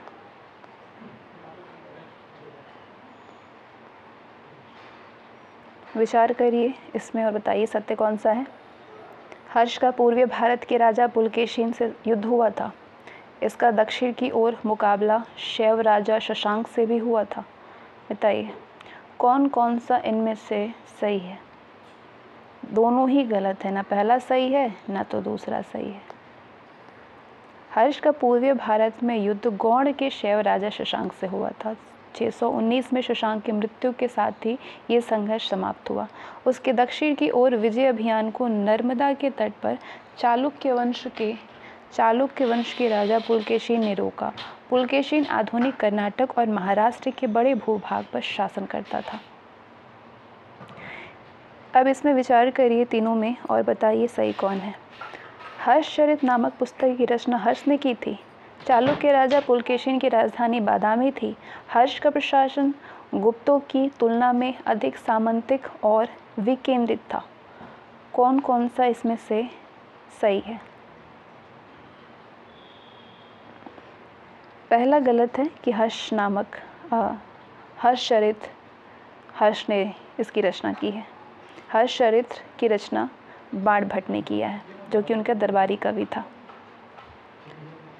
सम्राट हर्ष ने बौद्ध धार्मिक सम्मेलनों का आयोजन किस स्थान पे करवाया था? बताइए। कन्नौज और प्रयाग में करवाया था। आरंभिक जीवन में हर्ष शैव था, लेकिन धीरे धीरे बौद्ध धर्म का महान संपोषक हो गया। उसने महायान के सिद्धांतों का प्रचार करने के लिए कन्नौज में एक विशाल सम्मेलन का आयोजन करवाया। कन्नौज के बाद उसने प्रयाग में भी महासम्मेलन का आयोजन करवाया। कहाँ पे? प्रयाग में। अगला प्रश्न आपसे ये पूछ रहा है कि इनमें से कौन सी रचनाएं हर्ष के द्वारा रचित मानी जाती है? हर्ष के द्वारा रचित कौन सी रचना है? प्रियदर्शिका भी हर्ष की रचित है, रत्नावली है, नागानंद है, ये सभी हैं। हर्ष ने 3 नाटकों की रचना की थी, प्रियदर्शिका, रत्नावली और नागानंद। तो इससे ये पता चलता है कि मध्यकाल के बहुत से लेख लेखकों का मानना है कि ये तीनों नाटक धावक नामक कवि ने हर्ष से पुरस्कार लेकर के लिखे थे। हर्ष के प्रशासन के संदर्भ में विचार करिए और बताइए सत्य कौन सा है। इसने पदाधिकारियों को शासन पत्र के द्वारा भूमि देने की प्रथा चलाई थी। इसके राज्य की आय 4 भागों में बांटी जाती थी। इसके राज्य में सुदृढ़ विधि व्यवस्था थी। बताइए कौन कौन सा सत्य है? पहला और दूसरा सही है, तीसरा गलत है। हर्ष ने राज्य में पदाधिकारियों को शासन पत्र यानी सनद के द्वारा जमीन देने की प्रथा चलाई थी। इसके साथ ही राज्य की समर्पित सेवाओं के लिए पुरोहितों को भूमिदान देने की परंपरा जारी की गई। हर्ष की राज्य की आय 4 भागों में बांटी जाती थी। एक भाग राजा के खर्च के लिए रखा जाता था, दूसरा भाग विद्वानों के लिए खर्च किए जाते थे, तीसरा भाग पदाधिकारियों और अमलों के बंदोबस्त के लिए होता था और चौथा भाग धार्मिक कार्यों के लिए होता था। तीसरा वाला गलत है। क्यों? क्योंकि हर्ष के साम्राज्य में विधि व्यवस्था अच्छी नहीं थी। हिमसोंग की सुरक्षा प्रबंध राज्य द्वारा करने के बाद भी उसकी संपत्ति को डाकुओं ने छीन लिया था। तो मतलब विधि व्यवस्था अच्छी नहीं थी साम्राज्य की, हर्ष के साम्राज्य की। इनमें से बताइए कि कौन से चीनी यात्री ने बौद्ध शिक्षा केंद्र नालंदा की यात्रा की थी? किसने किया था? हिमसोंग ने भी किया था और इत्सिंग ने भी किया था। हिमसोंग और इत्सिंग, ए और बी दोनों। हिमसोंग 665 तक भारत में रहा था। वो नालंदा महाविहार यानी बौद्ध विश्वविद्यालय में नालंदा में पढ़ने के लिए और भारत से बौद्ध ग्रंथ बटोर करके ले जाने के लिए आया था हिमसोंग। चीनी यात्री इत्सिंग 670 में नालंदा आया। उसके अनुसार नालंदा विश्वविद्यालय का भरण पोषण 200 गांवों के राजस्व से होता था। कितने गांवों से? 200 गांवों से होता था। 24वां चैप्टर है प्रायद्वीप में नए राज्यों के गठन और ग्राम विस्तार। अब ये 24वां चैप्टर है क्लास 11 की एंशिएंट हिस्ट्री का। 7वीं सदी में दक्षिण भारत के राज्यों के संदर्भ में ये जो कथन है इस पर विचार करिए और बताइए कि इनमें से कौन कौन सा सत्य है। यहाँ पे कांची के पल्लव, बादामी के चालुक्य जैसे प्रमुख राज्यों का उदय हुआ। दक्षिण के प्रदेशों में द्वितीय ऐतिहासिक चरण जो कि 300 ईस्वी से 750 ईस्वी तक व्यापार और नगरों का ऐश्वर्य बढ़ा था। इस चरण में, द्वितीय ऐतिहासिक चरण में, इस काल के प्रमुख लक्षणों में ब्राह्मणों को कर मुक्त भूमि अनुदान भी शामिल था। बताइए कौन कौन सा सत्य है? दूसरा वाला गलत है, पहला और तीसरा सही है। दूसरा गलत है। दक्षिण के प्रदेशों में द्वितीय ऐतिहासिक चरण में व्यापार, नगर और मुद्रा तीनों का ह्रास हुआ था। इस काल में कृषि अर्थव्यवस्था में कहीं भी अधिक विस्तार हुआ था। कृषि अर्थव्यवस्था में बहुत विस्तार हुआ था। 7वीं सदी में दक्षिण भारत के राज्यों के संदर्भ में बताइए कौन सा गलत है। सारे पढ़िए और इसमें से बताइए कौन सा गलत है। यहाँ पे ब्राह्मण धर्म का उत्कर्ष हुआ था। शिव और विष्णु के प्रस्तर मंदिरों का निर्माण आरंभ हुआ। 5वीं सदी में यहाँ पे प्राकृत राजभाषा थी और शासन पत्र प्राकृत में ही जारी होते थे। वाकाटकों का राज्य उत्तरी महाराष्ट्र और विदर्भ में था। कौन कौन सा सही है? सारे सही हैं, केवल सी वाले को छोड़ करके सी वाला गलत है। दक्षिण भारत के राज्यों में 400 ईस्वी से संस्कृत राजभाषा हो गई थी और अधिकांश शासन पत्र संस्कृत में मिले हैं। बाकी सारे सही हैं। आप चाहें तो इसको पॉज करके पढ़ सकते हैं। PDF आपको टेलीग्राम पे प्रोवाइड कर दिया जाएगा। अगला क्वेश्चन है कि सातवाहनों के बाद दक्कन में स्थापित राजवंशों के संदर्भ में विचार करिए। सातवाहन के बाद दक्कन में जो राजवंश चला था उसके बारे में। पश्चिमी दक्कन में पल्लव राजा ने सत्ता स्थापित की जिसकी राजधानी कांची थी। प्रायद्वीप के पूर्वी भाग में चालुक्यों ने सत्ता स्थापित किया था।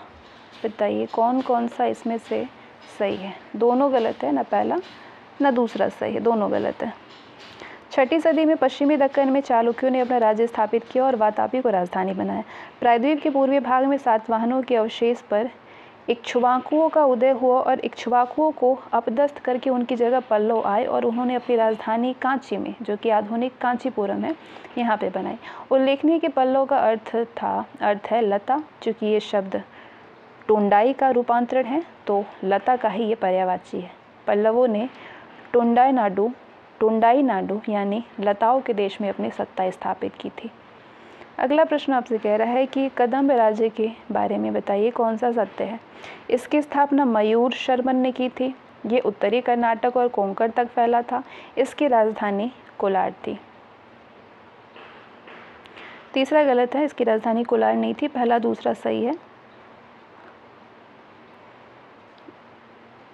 मयूर शर्मा ने अपनी राजधानी कर्नाटक के उत्तरी केंद्रा जिले के वैजयंती या बनवासी में बनवाई थी। इनमें से किस राजवंश ने दक्षिण कर्नाटक में अपने राज्य की स्थापना की थी। किसने किया था? गंगम ने।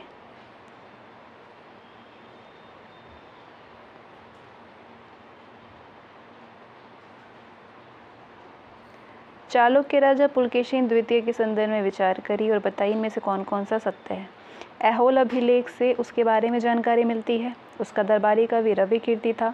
उसने पल्लवों को हरा करके वेंगी प्रांत जीता था। कौन कौन सा सत्य है? तीनों सही है, पहला दूसरा और तीसरा। इनमें से विचार करिए दोनों कथनों में और बताइए कौन सा सत्य है। पल्लव राजा नरसिंह वर्मन ने वातापी कोंड की उपाधि धारण की थी। नरसिंह वर्मन ने। राष्ट्रकूटों ने पल्लवों के प्रभुत्व को समाप्त किया था। दूसरा गलत है, पहला वाला सही है। दूसरा गलत है। 8वीं सदी के पूर्वार्ध में चालुक्य राजा विक्रमादित्य द्वितीय ने कांची को 3 बार पराजित किया था। लगभग 740 ईस्वी में पल्लवों को पूरी तरह से समाप्त किया, लेकिन चालुक्यों को 757 में राष्ट्रकूटों ने समाप्त कर दिया था।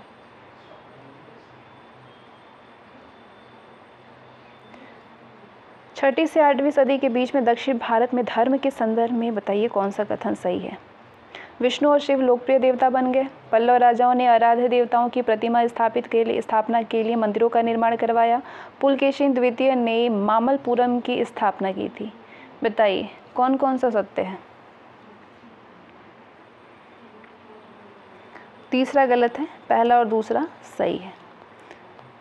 तीसरा गलत है क्योंकि 7वीं सदी में नरसिंह वर्मन ने प्रसिद्ध बंदरगाह शहर महाबलीपुरम या मामल्लपुरम की स्थापना की थी। दक्षिण भारत के धार्मिक संप्रदायों के संदर्भ में बताइए कौन सा सही है।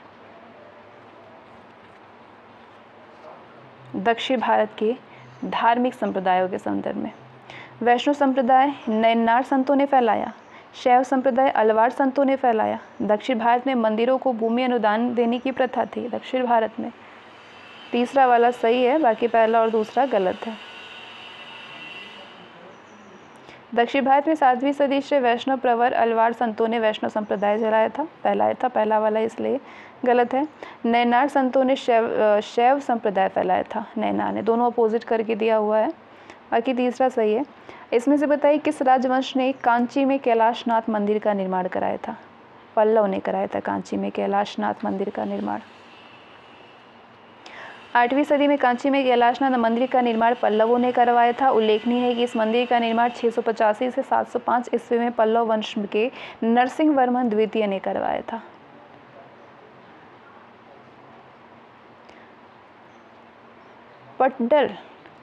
पट्टडकल के मंदिरों के संदर्भ में विचार करिए। पट्टडकल के मंदिर के संदर्भ में पापनाथ मंदिर का बुर्ज उत्तर भारतीय शैली में विरूपाक्ष मंदिर दक्षिण भारतीय शैली में बना है, बताइए। दोनों सही है। दक्षिण भारत में प्रशासनिक व्यवस्था के संदर्भ में बताइए कौन सा कथन गलत है। पहला है कि ऑप्शन ए, राजा किसानों से नियमित कर के अलावा विशिष्ट अर्थात बेगार भी लेता था। दक्षिण भारत में 3 प्रकार के गांव होते थे, उरसभा और नगरम। इनमें उर गांव ब्रह्मादेय यानी ब्राह्मणों को दिए जाते थे। चालुक्य के क्षेत्रों में गांव की कार्य व्यवस्था गांव के श्रेष्ठजन करते थे। कौन सा असत्य है इसमें से? सी वाला, बाकी सारे सही हैं। दक्षिण भारत में 3 प्रकार के गांव होते थे, उरसभा और नगरम। इनमें उर सबसे प्रचलित था, जिसमें कि किसान रहते थे। ऐसे गांवों में ग्राम प्रधान का ये कर्तव्य होता था कि गांव वालों से कर वसूल करे। सभा कोटि के गांव ब्रह्मोदय यानी कि ब्राह्मणों को दिए जाते थे। ऐसे गांवों में अनुदान जो प्राप्त करता व्यक्ति था वो उसका अधिकार होता था। नगरम में व्यापारियों और वाणिकों का मिला जुला वास होता था और उन्हीं का प्रभाव होता था। 25वां चैप्टर है दर्शन का विकास। क्वेश्चन है कि भारतीय दर्शन के संदर्भ में ये जो कथन है इस पर विचार करिए। इनका मुख्य विषय मोक्ष रहा है। मोक्ष का वर्णन सबसे पहले वेदों में किया गया। सर्वाधिक प्राचीन दर्शन सांख्य माना जाता है, बिल्कुल सही। तो इसमें से आपको बतानी है कौन कौन सी सही है। दूसरा वाला गलत है, पहला और तीसरा सही है। मोक्ष का वर्णन सबसे पहले वेदों में किया गया है, ये गलत है। भारतीय दर्शन का मुख्य विषय मोक्ष था। मोक्ष का सबसे पहले उपदेश महात्मा बुद्ध ने दिया है। हालांकि बाद में अन्य ब्राह्मणपंथी दार्शनिकों ने भी इसको आगे बढ़ाया था। पुरुषार्थ के संदर्भ में विचार करिए।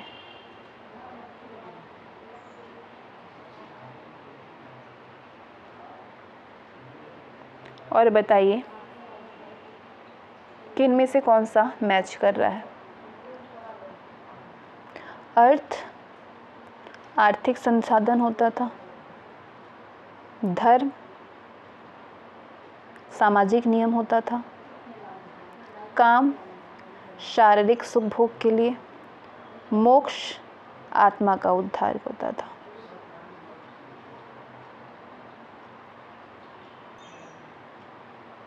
सांख्य दर्शन के संदर्भ में विचार करिए। ये ईश्वर की सत्ता को स्वीकार करता था। इसके अनुसार सृष्टि की उत्पत्ति का कारण प्रकृति है। इसमें यथार्थ ज्ञान की प्राप्ति हेतु प्रत्यक्ष अनुमान और शब्द को ज्ञान के साधन के रूप में स्वीकार किया गया। पॉज करिए और बताइए कौन कौन सा सही है। पहला गलत है, बाकी दूसरा और तीसरा सही है। ये सांख्य दर्शन ईश्वर की सत्ता को स्वीकार नहीं करता है, ये गलत है। योग दर्शन के संदर्भ में विचार करिए। इसके अनुसार मोक्ष का मार्ग ध्यान और आसन है। इसका मूल आधार ज्ञानेंद्रियों और कामेंद्रियों का निग्रह है। बताइए कौन कौन सा सत्य है। दोनों सही है, पहला और दूसरा। वैशेषिक दर्शन के संदर्भ में विचार करिए। इसने भारत में भौतिक शास्त्र का आरंभ किया। इस दर्शन ने परमाणुवाद की स्थापना की। ये नास्तिक दर्शन है। तीसरा गलत है, पहला और दूसरा सही है। ये आस्तिक दर्शन है, ना कि नास्तिक। ये ईश्वर की सत्ता और अध्यात्मवाद को मानता है। भारतीय दर्शन का महत्वपूर्ण दर्शन मीमांसा के लिए विचार करिए जो कथन दिया हुआ है और बताइए सत्य कौन सा है। ये वेदों में लिखी बातों को सत्य मानता है। इसमें तर्क का प्रयोग कर वैदिक अनुष्ठानों के औचित्य को नकारा गया है। इससे सामाजिक स्तर पर वर्ण भेद को बढ़ावा मिलता है। कौन कौन सा सत्य है। दूसरा गलत है, पहला और तीसरा सही है। दूसरा गलत है क्योंकि मीमांसा का मूल अर्थ है तर्क करने और अर्थ लगाने की कला, लेकिन इसमें तर्क का प्रयोग विविध वैदिक कर्मों के अनुष्ठानों का औचित्य सिद्ध करने के लिए किया गया है। न्याय दर्शन के संदर्भ में विचार करिए। बताइए कौन कौन से सत्य हैं। इसमें तर्कशास्त्र का प्रयोग किया गया है। इस दर्शन के अनुसार ज्ञान से मोक्ष की प्राप्ति होती है। इसमें कथन की सत्य जानने के लिए प्रत्यक्ष शब्द और उपमान साधनों का प्रयोग बताया गया है। प्रमाणों का कौन कौन सा सत्य है। तीसरा गलत है, पहला और दूसरा सही है। PDF आपको मिल जाएंगे, आप उसमें अच्छे से कर लीजिएगा एक बार। और वेदांत दर्शन के संदर्भ में विचार करिए। इस दर्शन का मूल ग्रंथ ब्रह्मसूत्र है। ये पुनर्जन्म के सिद्धांत को मानता है। द्वैतवाद के प्रवर्तक रामानुज के अनुसार ब्रह्म निर्गुण है और ज्ञान ही मोक्ष का मार्ग है। कौन कौन सा सत्य है इसमें? तीसरा वाला गलत है, पहला और दूसरा सही है।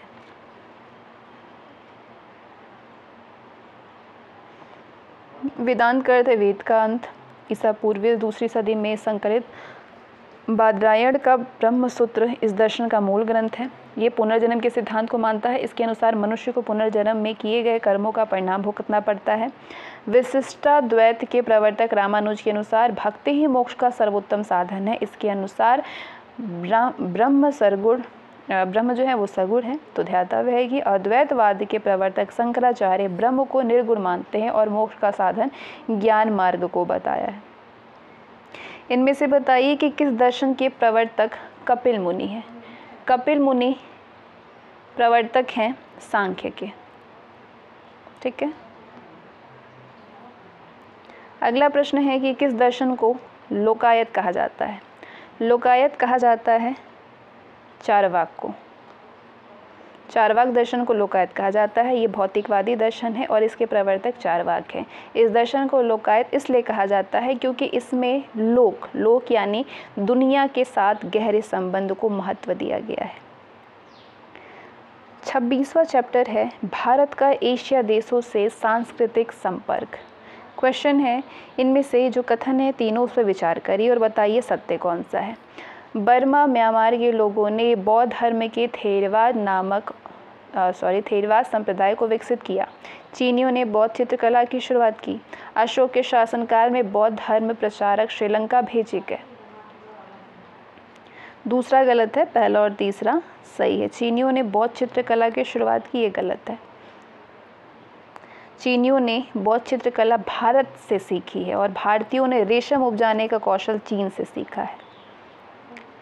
विचार करिए, कुषाण काल में खरोष्टी लिपि में लिखी प्राकृत भाषा मध्य एशिया में फैली है। बामियान हाथी दांत की दस्तकारी के लिए प्रसिद्ध है। दूसरा गलत है, पहला वाला सही है। कुषाण काल में शासन विस्तार के फलस्वरूप खरोष्टी लिपि में लिखी गई प्राकृत भाषा मध्य एशिया में फैली है, जहाँ से ईसा की 4वीं सदी के अनेक प्राकृत अभिलेख और पांडुलिपियाँ मिली हैं। पहला वाला सत्य है। दूसरा वाला कह रहा है असत्य था।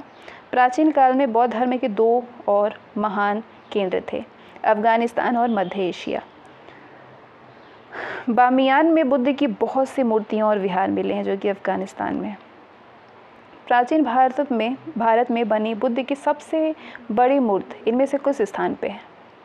बेगराम, बामियान, गंधार या फिर चीन। कहाँ पे है? बामियान में, अफगानिस्तान में। दुनिया की सबसे बड़ी बुद्ध मूर्ति जो कि ईस्वी सन के आरंभिक वर्षों में चट्टानों को काट करके बनाई गई थी, वो बामियान में स्थित है। यहाँ अनेक प्राकृतिक और कृत्रिम गुफाएं हैं जिनमें बौद्ध भिक्षु रहते हैं। उल्लेखनीय है कि अफगानिस्तान में बौद्ध धर्म 7वीं सदी तक रहा था। इसी सदी में इस्लाम धर्म ने इसे अपदस्त कर दिया। भारतीय संस्कृति के दक्षिण पूर्व एशिया में प्रसार के संदर्भ में विचार करिए। सभी क्षेत्रों में भारतीय संस्कृति बौद्ध धर्म के माध्यम से फैली। बर्मा के पेगु और मोलमेन सुवर्ण भूमि कहलाते थे। पांड्य राजाओं ने सुमात्रा में अपनी बस्तियां स्थापित की थी। पॉज करिए और बताइए कौन कौन सा सत्य है। दोनों, पहला और तीसरा गलत है, दूसरा वाला सही है।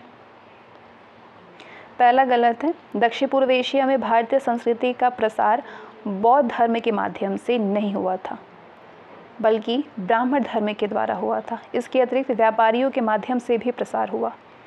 तीसरा भी गलत है। ईस्वी सन की आरंभिक सदियों में पल्लवों ने सुमात्रा में अपनी बस्तियां स्थापित की थी। दक्षिण पूर्व एशिया में स्थापित मंदिरों के संदर्भ में विचार करिए। पहला है, सबसे विशाल बौद्ध मंदिर कंबोडिया में है। इंडोनेशिया का अंकोर वट मंदिर की दीवारों पर रामायण और महाभारत की कहानियाँ मूर्तियों में अंकित हैं। बताइए कौन कौन सा सत्य है? दोनों गलत है, ना पहला सही है ना ही दूसरा सही है। सबसे विशाल बौद्ध मंदिर इंडोनेशिया और बोरोबुदुर में है। इसका निर्माण 8वीं सदी में हुआ था। इस पर बुद्ध ने 436 चित्र उत्कीर्ण हैं बुद्ध के। कंबोडिया का अंकोरवाट का मंदिर बोरोबुदुर के मंदिर से भी बड़ा है और ये विष्णु मंदिर है। इस मंदिर की दीवारों पर रामायण और महाभारत की कहानियाँ मूर्तियों के रूप में उत्कीर्ण हैं। छठी सदी में दक्षिण पूर्व एशिया में इनमें से कौन सा स्थान भारतीय शैव राजाओं ने अपना राज्य स्थापित किया था? किस में किया था, किस स्थान पे? कंबोज और चंपा में। छठी सदी में दक्षिण पूर्व एशिया में कंबोज और चंपा में शैव राजाओं ने शक्तिशाली राज्य स्थापित किया। उनकी राज्य की भाषा संस्कृत थी। ये देश संस्कृत विद्या का केंद्र माना जाता था। कंबोज में असंख्य अभिलेख संस्कृत भाषा में मिली है। भारतीयों ने इनमें से किस देश से पान की बेल लगाने की विधि सीखी है? पान की बेल लगाने की विधि सीखी है इंडोनेशिया से। भारतीयों ने इंडोनेशिया से पान की बेल लगाने की विधि सीखी थी। तो उल्लेखनीय है कि भारतीयों ने यूनानियों और रोमनों से सोने का सिक्का ढालना सीखा और चीन से रेशम उत्पादन सीखा, लेकिन कपास उत्पादन कौशल भारत से चीन और मध्य एशिया में गया था। भारत से 27वां चैप्टर है प्राचीन से मध्यकाल की ओर। प्राचीन से मध्यकाल की ओर क्वेश्चन है, प्राचीन भारतीय समाज के मध्यकालीन समाज में बदलने के कारणों के संदर्भ में इनमें से कौन सा सत्य है? भूमि अनुदान की प्रथा इसका मूल कारण था। दानग्राही ब्राह्मण अपने क्षेत्रों से करों की वसूली और शांति व्यवस्था बनाए रखने का कार्य करने लगे थे। भूमि अनुदान से भूमि स्वामियों का उदय होना इसका एक प्रमुख कारण था। बताइए इनमें से कौन कौन सा सत्य है? तीनों ही सही है, पहला, दूसरा और तीसरा, तीनों ही सही है। और इसका जो एक्सप्लेनेशन है यहाँ पे आप चाहें तो स्क्रीनशॉट लेकर के समझ सकते हैं, नहीं तो आपको टेलीग्राम पे PDF मिलेगा ही। ये विद्वान है, ये विषय है उनका। और बताइए कि इनमें से कौन कौन सा सुमेलित है? वराहमिहिर खगोल विज्ञानी है, ना कि दार्शनिक है, पहला गलत। विशाखदत्त नाटककार थे, सही है। शंकर दार्शनिक थे, ना कि गणितज्ञ, तो तीसरा भी सही है। केवल दूसरा वाला सही है।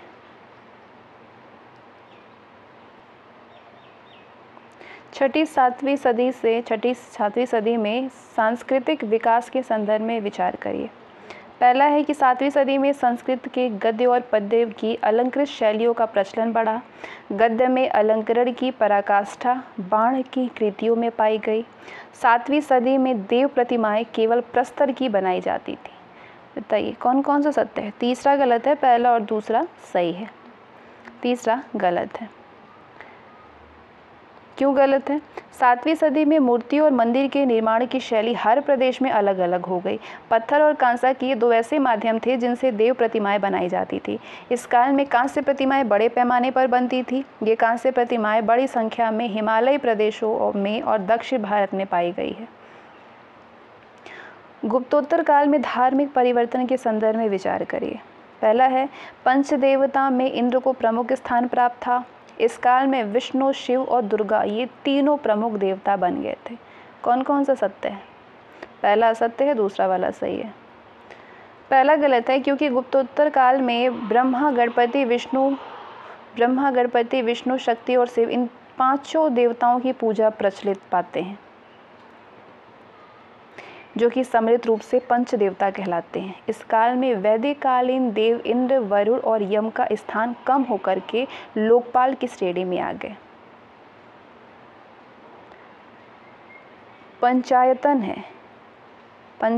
है क्या? मंदिर निर्माण शैली है। ये एक मंदिर निर्माण शैली है जिसमें कि मुख्य देवता शिव या किसी अन्य देव देवी को मुख्य मंदिर में स्थापित किया जाता था और उनके चारों बने 4 गौड़ मंदिर में 4 अन्य देवता रखे जाते थे। ऐसे मंदिर को पंचायतन कहा जाता था। 28वां चैप्टर है सामाजिक परिवर्तनों का अनुक्रम। सामाजिक परिवर्तनों का अनुक्रम।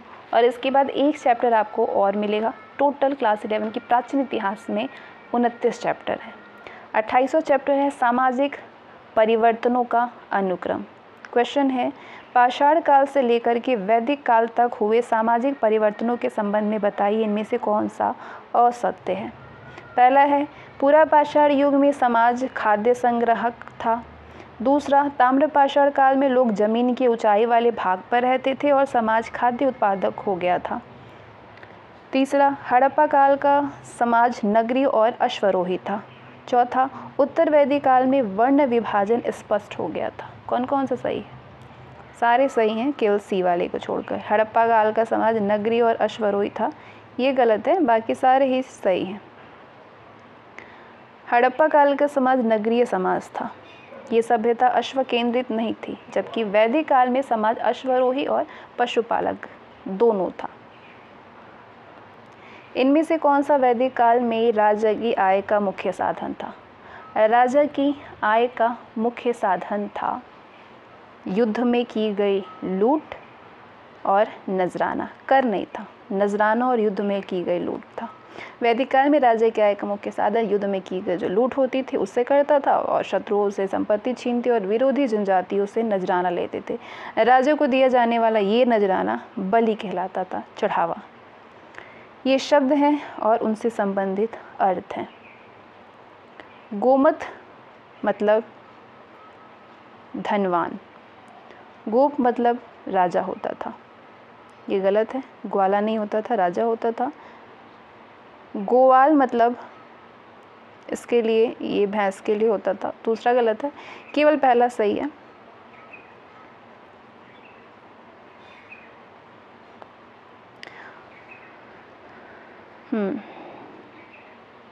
उल्लेखनीय है कि वैदिक काल में गाय, बैल और धन समानार्थक माने जाते थे।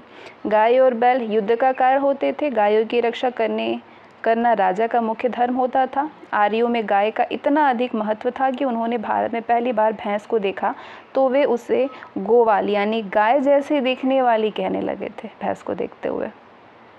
वैदिक काल में दुहिर्ती इनमें से किसके लिए प्रयुक्त होता था? दुहिर्ती किसको कहा जाता था वैदिक काल में?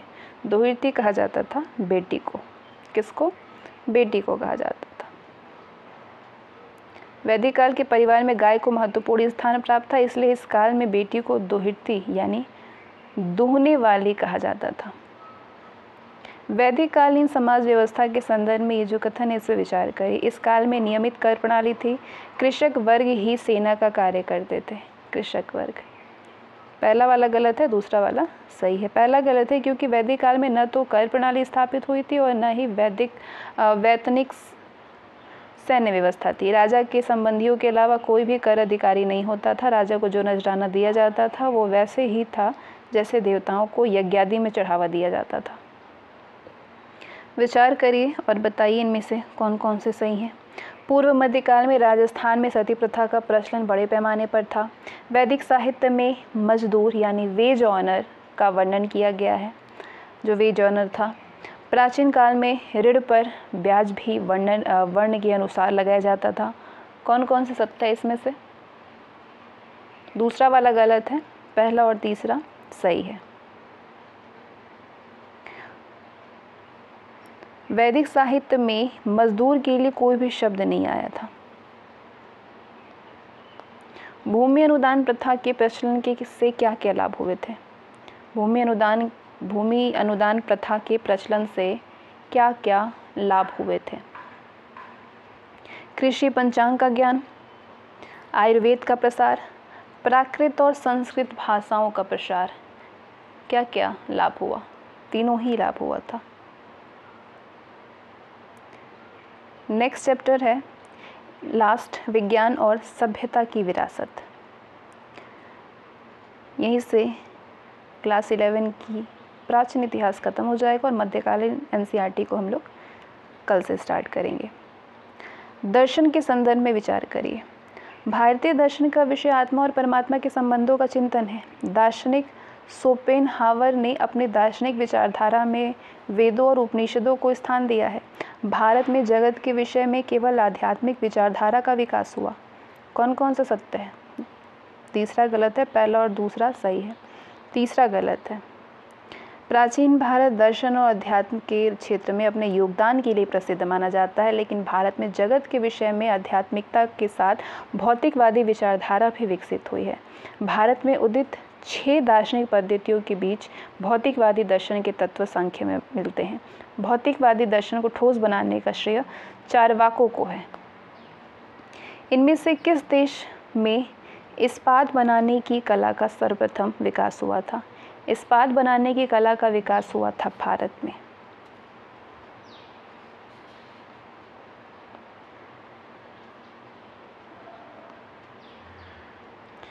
प्राचीन काल में गणित के विकास के संदर्भ में बताइए सत्य कौन है इसमें से? भारत में सबसे पहले अंकन और दार्शनिक पद्धति का प्रयोग हुआ। पश्चिमी देशों ने दार्शनिक पद्धति चीनियों से सीखी। दार्शनिक पद्धति के प्रयोग का सबसे पुराना उदाहरण ईसा की 5वीं सदी के आरंभ का था। कौन कौन से सत्य है इसमें से? पहला और तीसरा सही है, दूसरा वाला गलत है। दूसरा गलत है क्योंकि पश्चिमी देशों ने दार्शनिक यानी दशमलव प्रणाली अरबों से सीखी थी, जबकि चीनियों ने ये पद्धति बौद्ध धर्म प्रचारकों से सीखा था। अगला प्रश्न पूछा जा रहा है कि ये विचार करिए। पहला है कि आर्यभट्ट ने यज्ञ वेदी बनाने के लिए व्यवहारिक ज्यामिति की रचना की थी। त्रिभुज का क्षेत्रफल जानने का नियम आपस्तंभ ने निकाला था। बताइए कौन कौन सा इसमें से सही है? दोनों गलत है, ना पहला सही है ना दूसरा सही है। ईसा पूर्व 2री सदी में राजाओं के लिए उपयुक्त जो यज्ञ वेदी बनाने के लिए आपस्तंभ ने व्यावहारिक ज्यामिति की रचना की। इसमें कि न्यून कोण, अधिक कोण और समकोण का वर्णन किया गया है। आर्यभट्ट ने त्रिभुज का क्षेत्रफल जानने का नियम निकाला, जिसके फलस्वरूप त्रिकोणमिति का जन्म हुआ था। आर्यभट्ट 5वीं सदी के महान विद्वान थे। अगला प्रश्न आपसे पूछ रहा है कि किसने सूर्य और चंद्र ग्रहण के कारणों का पता लगाया था? सूर्य और चंद्र ग्रहण के कारणों का पता भी आर्यभट्ट ने ही लगाया था। अगला प्रश्न आपसे कह रहा है कि प्राचीन भारत में आयुर्विज्ञान यानी चिकित्सा विज्ञान के संदर्भ में विचार करिए और बताइए इसमें से सत्य और असत्य कौन कौन से हैं? सत्य सारे होंगे, असत्य इसमें से कोई एक होगा। सारे पढ़िए पॉज करके।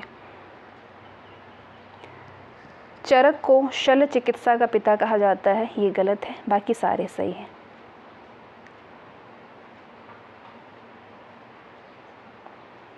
अगला ये पुस्तक है और ये उस पुस्तक से संबंधित विद्वान है।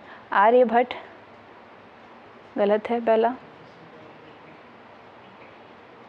वराहमिहिर की पुस्तक है बृहत संहिता, कालिदास का विज्ञान शाकुंतलम, पहला वाला गलत है। आर्यभट्ट का आर्यभट्ट ही है। प्राचीन भारत की कला के संदर्भ में विचार करिए। पहला है कि मौर्यकालीन सिंह की मूर्ति वाले स्तंभ शीर्ष को भारत सरकार ने राजकीय चिन्ह के रूप में स्वीकार किया है। दूसरा है भारतीय और यूनानी शैली के मिश्रण से गंधार शैली का जन्म हुआ है। कौन कौन से सत्य है? दोनों सही है, पहला और दूसरा दोनों सही है। तो इसी के साथ क्लास 11 की NCERT जो प्राचीन इतिहास है आपका कंप्लीट होता है। फिर उसके बाद मध्यकालीन भारत को कवर करेंगे, जो कि सतीश चंद्र से है लिया गया है, और इसमें बच्चे जितने भी प्रश्न हैं उनको हम कवर करेंगे। क्लास 12 की NCERT को हम ऑलरेडी कवर कर चुके हैं और सारे प्लेलिस्ट में आपको मिल जाएंगे, तो आप वहाँ से सारे चीज़ों को फिर से रिवीजन कर सकते हैं, इस पूरे बुक को, इंडियन हिस्ट्री NCERT की।